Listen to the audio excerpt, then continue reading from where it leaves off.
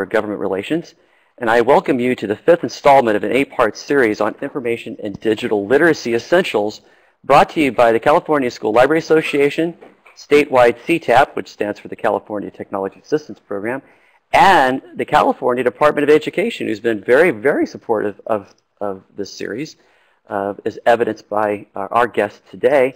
And we'd also like to extend a special thanks to the Madera County Office of Education and their superintendent, Dr. Cecilia Massetti, for providing the Adobe Connect platform for this series. Additionally, we'd like to send out a special shout out to Tulare County Office and Beth over there, and also the Orange County Department of Education, as well as the San Diego County Office of Education for their support of this series. Today, this installment is Common Core and digital literacy. And I could not think of a better person to speak to this subject in California than Tom Adams, who is, now Tom, this is where you get to correct me on what I call you. I'm going to call you the Director of Curriculum Frameworks and Instructional Resources Division. How'd I do? Very good. Well, you get an A in bureaucracy today. Excellent. Well, you know, I believe your position title has had quite a few changes, which shows that you have a huge capacity for flexibility. Is that fair? I guess so. I'll let you. Well, very good. That judgment. I know you're, Tom, by the way, everybody, Tom is also not only leading the Curriculum Frameworks and Instructional Resources Division, he's also humble. So that's a wonderful thing. And today, Tom's going to walk us through the Common Core standards. And now, I thought it was digital literacy, Tom, but I see the word school library standards. Would you take that away and maybe speak to the title and to all the wonderful things you have in your presentation for today? So let me get out of your way and let you just. Well, thanks, Glenn, and it's I consider it an honor to be here. And this is actually my first webinar, so that I'm actually presenting at. So bear with me on that, but definitely it's great to be here. So what I want to do today is talk about the Common Core State Standards and Model School Library Standards. And within Model School Library Standards is the whole issue of digital literacy itself. What I like about both sets of standards is they look forward. And what I want to do today is just run through a few examples, give you maybe a template for doing some quick professional development at your school site or district office or even your county office level on how to work with the integration of these two standards. One thing I do have to say is I do have kind of a raspy voice here, and it's due to the fact that I've been trying out for a singer on heavy metal bands this last week and kind of strained my voice a lot. So I just wanted you to be aware of that. Okay, you so sound let's go great. forward. Okay, thank you. So let's go forward to the first slide. And do I move that forward or does someone else? I think I can. Okay, there we are. We all know about the Common Core State Standards for English Language Arts and Literacy in Science, History, Social Studies, and Technical Subjects. And California has been a Common Core state since 2010. One thing you should be aware of if you weren't already, but you probably are being knowledgeable people here. In March of 2013, we were able to go and modify them by including the anchor standards. The anchor standards were part of the Common Core, but California, being unique in 2010, for some reason or another, thought it couldn't adopt the anchor standards. But then we got explicit authority to do so and did so in March of 2013. The other thing you will notice in the California version of the Common Core State Standards is that we do have California editions. One thing that was clear when it came to the Common Core standards is the authors of it always told us we had a pen but not an eraser. So we couldn't take away from the Common Core, but we could add things to it. And there are some few additions. Probably the most notable one in terms of what gets press coverage is handwriting. It's not there in Common Core in California. Wanted to make sure it was there in its standards.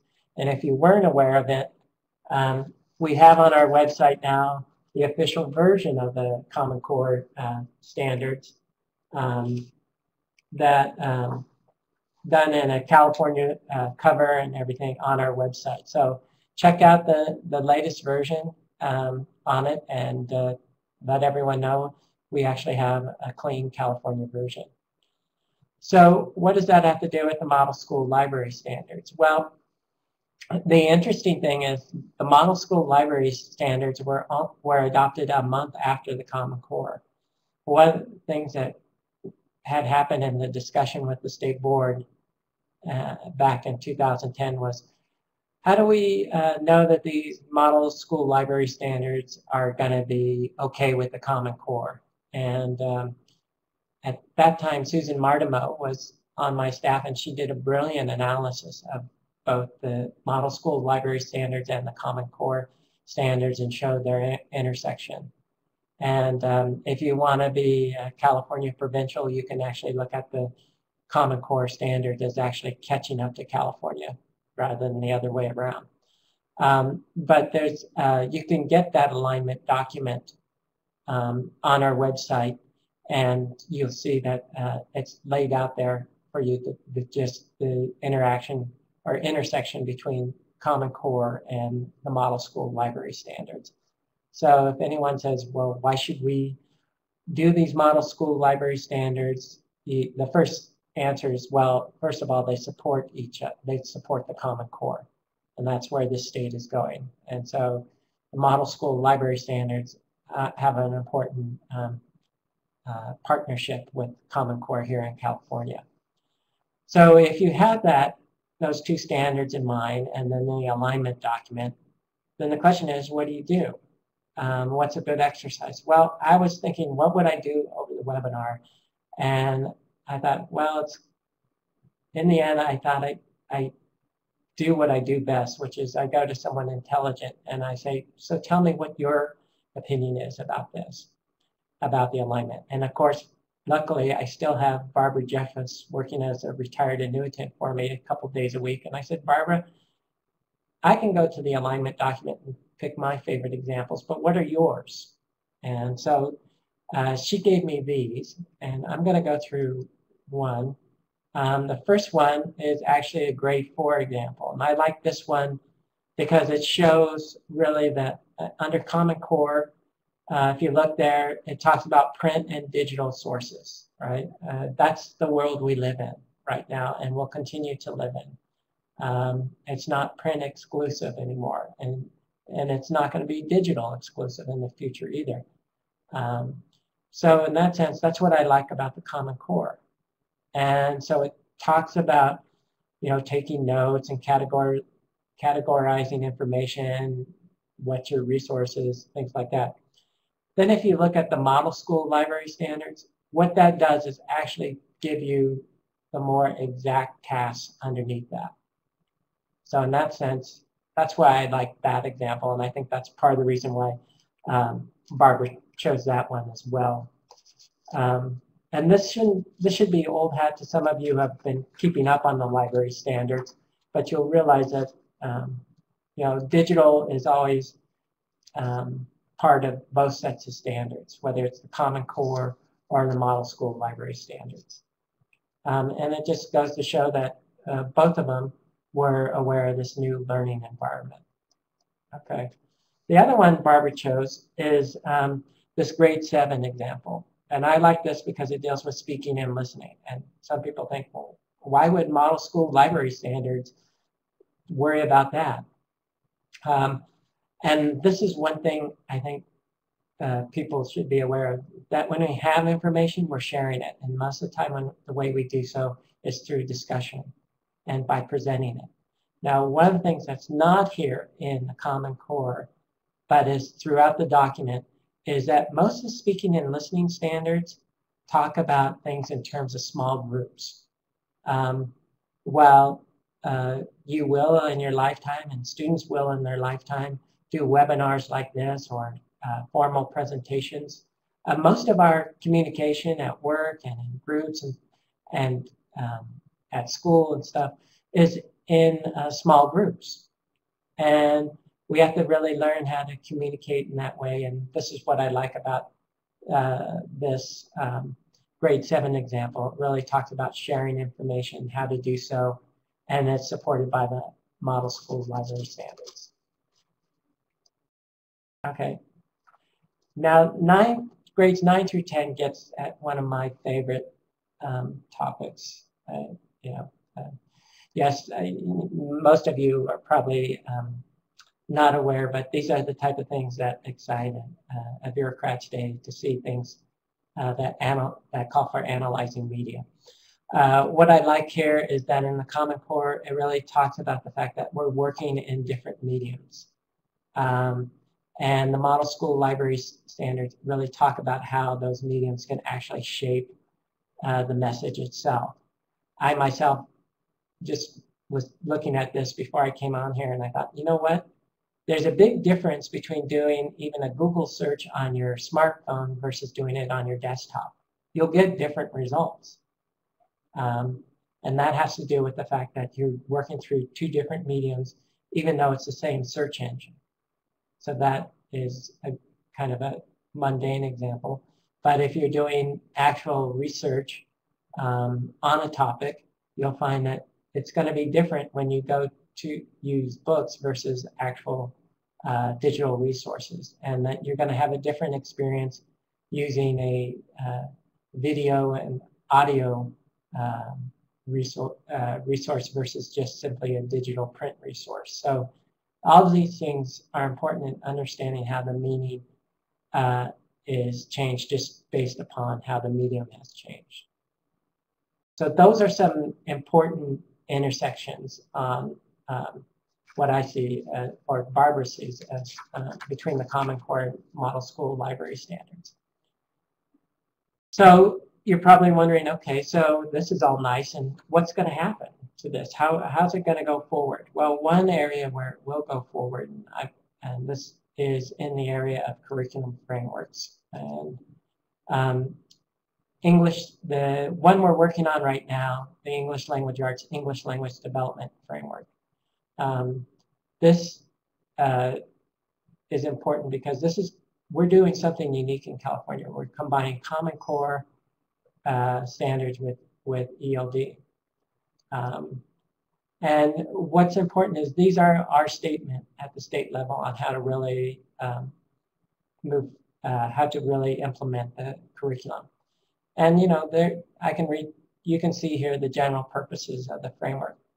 But one of the things I want you to be aware of, since you're all interested in the Model School Library Standards, is the need to actually include those in the framework and to actually have real teaching examples of how those two standards support each other.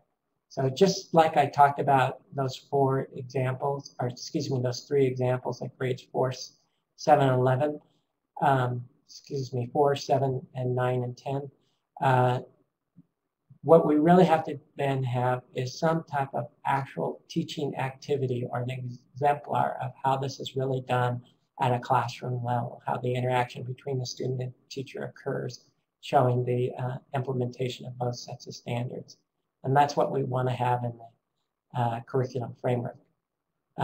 What's important then is that I want you to look at this timeline. And if you see over here,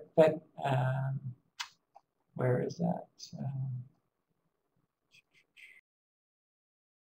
So we've had the focus group meetings, we've had the board appoint people, and now the curriculum framework committee, that's right, is meeting between now and February.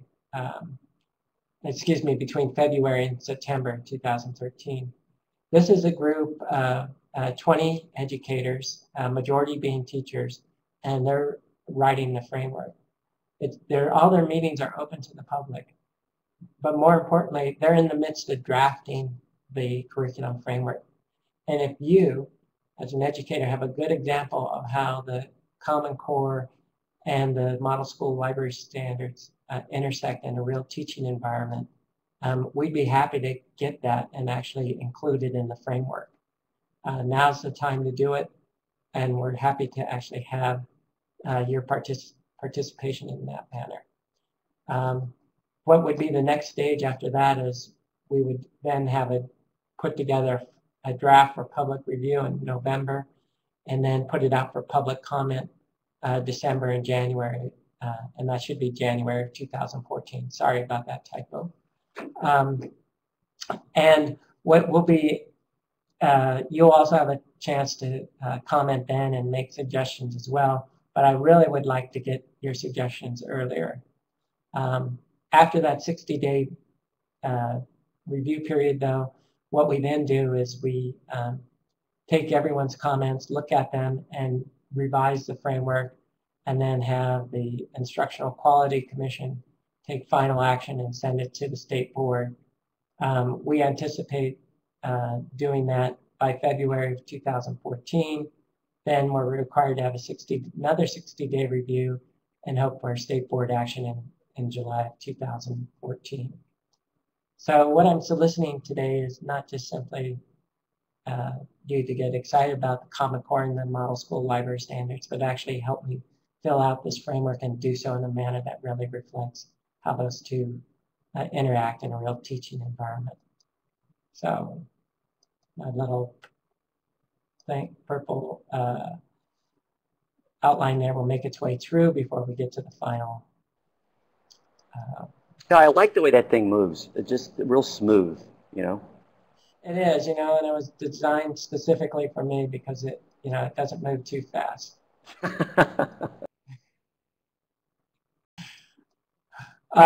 So what if you want to become more involved in the ELA ELD framework?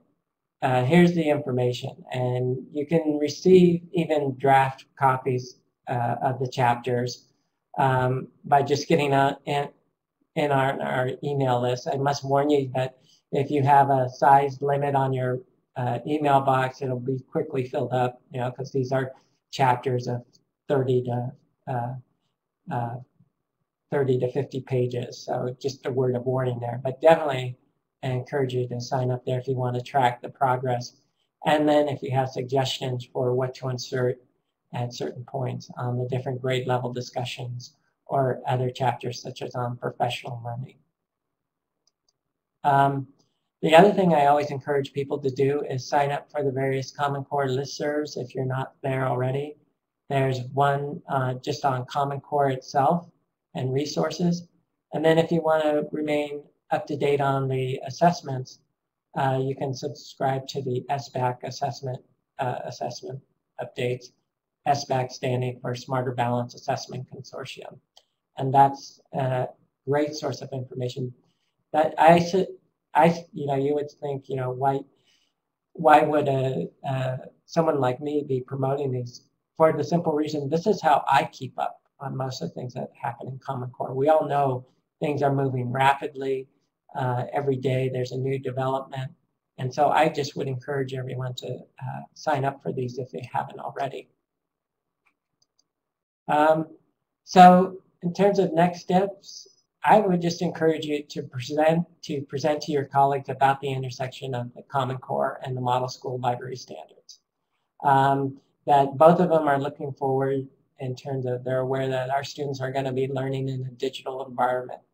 And so if someone says, well, we can't really be having that, you say, no, hey, wait, step back. We already have guidelines on this. Here's the way to do it.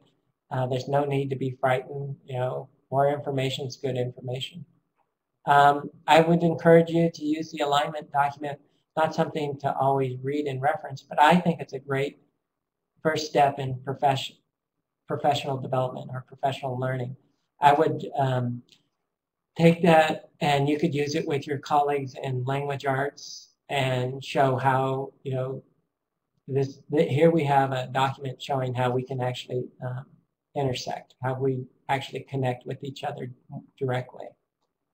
And then I'm going to ask you also to participate in the development of the ELA, ELD curriculum framework. Those are, the sooner we hear from you, the better off I think it is. There's a lot there. We already have some great teachers, but the more we hear from educators early on, I think the better off the framework is going to be.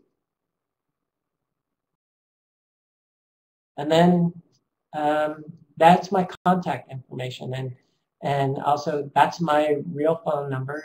That's the one when people call, I pick up. You won't get a secretary, so always feel free to email me or call me. I have to admit, though, email's often more effective just because I'm often near that, have more easy access to my email than to my phone. But that's my presentation for today, and I'm happy to just take some questions from folks and help you out in any way I can. Thank you so much, Tom. And we're going to now move to a different